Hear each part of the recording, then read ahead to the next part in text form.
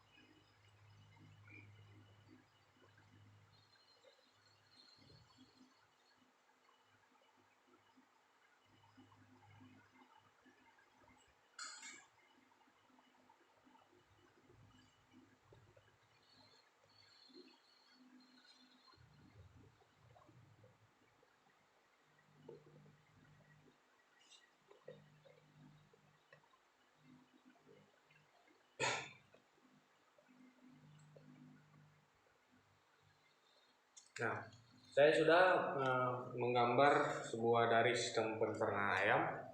Berikut adalah sistem dari pencernaan ayam yang dimulai dari mulut. Nah, makanan akan masuk ke dalam mulut. Selanjutnya akan masuk ke dalam proventriculus yang masuk ke dalam akan masuk ke dalam mulut. Selanjutnya akan masuk ke dalam crop. Yang fungsi crop ini adalah untuk menyimpan makanan sementara. Selanjutnya akan masuk ke dalam proventriculus, yang fungsi dari proventriculus ini adalah untuk mencerna makanan secara enzimatis. Nah, selanjutnya akan masuk ke dalam ventriculus atau gizzard.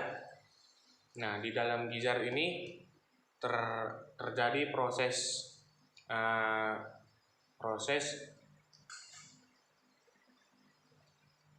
penggilingan makanan secara mekanik, yaitu oleh grid. Grid itu terdapat dalam gizzard, yaitu bentuknya seperti kerikil. Nah, selanjutnya akan masuk ke dalam intestinum tenue atau usus halus. Nah, di dalam intestinum tenue ini terdapat duodenum, jejunum, dan ileum.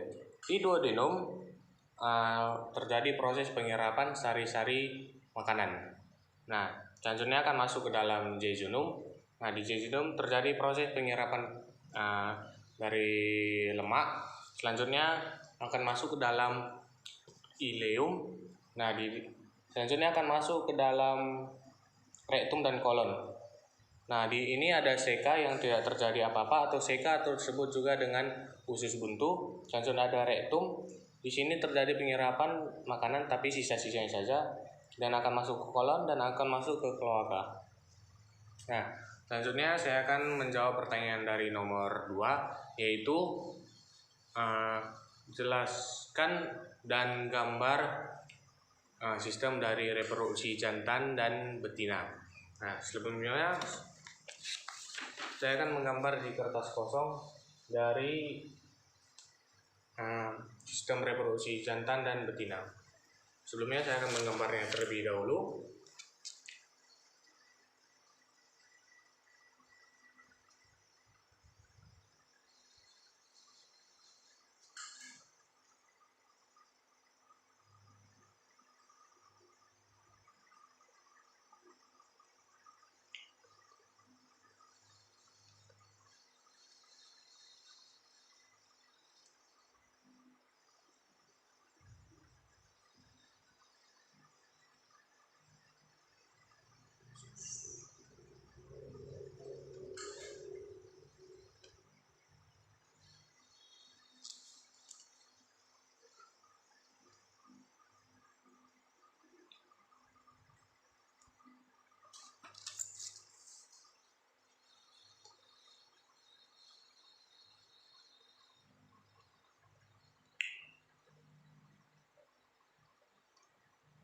Nah, di sini saya sudah menggambar dari sistem reproduksi betina dan jantan. Nah, untuk reproduksi betina bisa kita lihat ada infundibulum, ada magnum, ada isthmus, ada uterus, dan ada vagina. Nah, di infundibulum ini fungsinya untuk menangkap ovum yang telah jatuh, dan panjang ini sekitar 9 cm. Nah, selanjutnya ada magnum. Magnum ini fungsinya untuk pembentukan albumen, dan magnum ini memiliki panjang 33 cm. Selanjutnya akan masuk ke dalam isthmus. Di isthmus, fungsi isthmus ini adalah membran kerabang, dan panjang dari isthmus ini adalah 10 cm. Nah, selanjutnya ada uterus. Di uterus telur mengalami osmosis. Nah, selanjutnya ada vagina. Ini fungsinya untuk tempat penyimpanan telur sementara. Nah, selanjutnya ada jantan, yaitu testis dan vas deferens. Nah, untuk testis ini fungsinya untuk menghasilkan sperma, dan vas deferens untuk menyalurkan sperma ke dalam kloaka. Baiklah, selanjutnya saya akan menjawab pertanyaan nomor 3, yaitu jelaskan proses dari perjalanan telur sampai keluar. Nah, di sini saya akan menggunakan gambar yang tadi. Yang pertama di infundibulum ini. Nah, di sini nanti ada telurnya.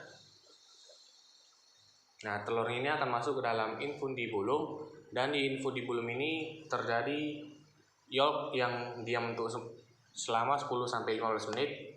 Nah, dari infundibulum akan masuk ke dalam magnum. Nah, di magnum fungsinya adalah untuk mensintesis albumen dan dalam waktu 3 jam. Nah, selanjutnya ada isthmus. Masuk ke dalam isthmus. Di isthmus, yolk atau kuning telur itu mengalami sintesis kerabang. Nah, dan waktunya itu adalah 1 jam. Selanjutnya uterus. Di uterus, ini bagian uterus itu mengalami proses pembuatan kerabang yang seutuhnya. Yang berasal dari isthmus tadi kan proses sintesis kerabang. Nah, di uterus proses kerabang yang seutuhnya. Selanjutnya ada vagina, yaitu fungsinya untuk penyimpanan telur sementara. Nah, baiklah, saya akan menjawab soal nomor 4, yaitu jelaskan sintesis dari yolk dan albumen. Baiklah, untuk sintesis yolk itu terjadi pembentukan dari komponen-komponen yang disebut vitelogenesis yang berada di dalam hati dan di bawah koordinasi oleh hormon gonadotropin. Nah, sintesis yolk ini secara skema, yolk berasal dari kelenjar otak, lalu menghasilkan hormon gonadotropin. Kemudian hormon estrogen akan diekskresikan untuk memacu nukleus supaya mensintesis protein dan asam amino, dan berada di sitoplasma hati. Kemudian hasil dari sintesis protein akan dialirkan menuju granula yolk berupa viteloginin, dan terbentuklah yolk. Selanjutnya adalah sintesis dari albumin. Nah, sintesis albumin ini terjadi di nukleus menggunakan agen RNA dan DNA.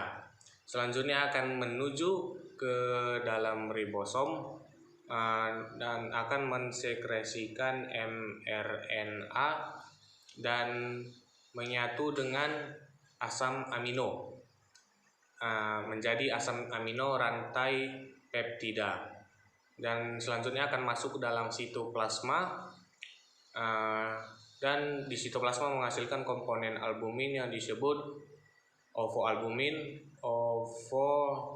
transferin, dan lain-lain. Baiklah, selanjutnya saya akan menjawab pertanyaan dari soal nomor 5. Jelaskan penyakit-penyakit dan gejalanya apa dan cara pencegahannya bagaimana. Yang pertama ada penyakit EDS atau egg drop syndrome. Ini disebabkan oleh virus adeno. Ayam yang mengalami EDS ini akan mengalami produksi telur yang menurun, kerabang yang lembek, ataupun tidak membentuk kerabang. Nah, untuk pengobatan pencegahannya bisa dilakukan dengan vaksin. Dapat dilakukan dengan pertama itu jika kita mengetahui ada ayam yang mengalami itu, kita membuangnya dulu atau menguburnya karena akan menyebar dan mengakibatkan ayam yang lain juga terkena seperti itu. Selanjutnya ada necrotic ehrdentis clostridium.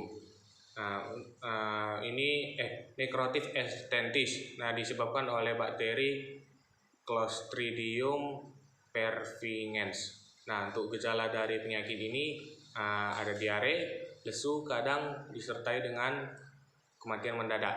Untuk pencegahannya menggunakan antibiotik dan membersihkan kandang agar tidak terkena penyakit seperti ini.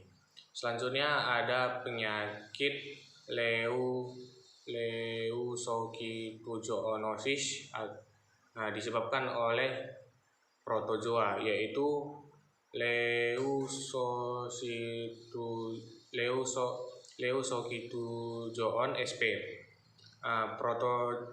Protozoa ini terdapat di sel darah merah yang menyerang ayam tersebut.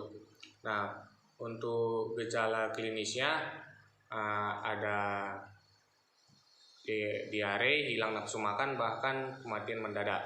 Untuk pencegahan dari penyakit ini dilakukan pembersihan kandang, diusahakan kandang tidak ada endapan air dan selalu disemprotkan disinfektan agar bakteri-bakteri yang lain mati dan tidak menyerang ayam yang ada di kandang tersebut.